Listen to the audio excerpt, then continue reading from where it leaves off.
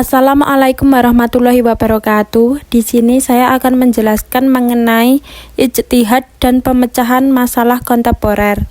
Sebelumnya, perkenalkan nama saya Tia Ayu Puji Lestari dengan nomor NIM 222111227 dari kelas 6A Hukum Ekonomi Syariah.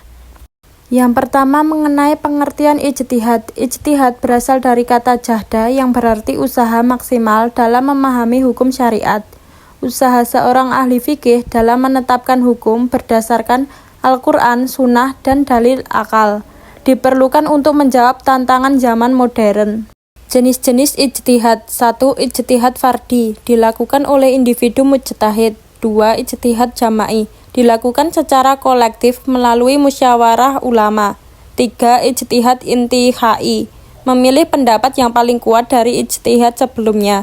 4. Ijtihad tahlili, mengkaji secara mendalam dalil-dalil hukum untuk masalah baru. Syarat-syarat menjadi mujtahid. 1. Menguasai bahasa Arab dengan baik. 2. Memahami Al-Quran dan hadis secara mendalam. 3. Mengerti usul fikih sebagai metode istinbat hukum.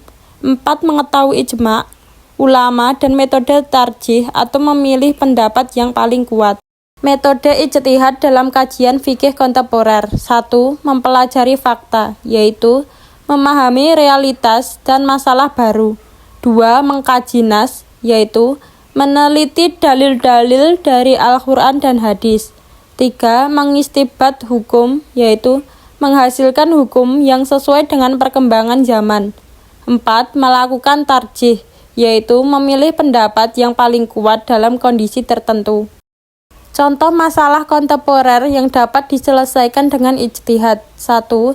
Ekonomi Islam. Ada asuransi syariah, koperasi syariah, multi-level marketing atau MLM. 2. Keuangan. Ada hukum penggunaan kartu kredit. 3. Teknologi.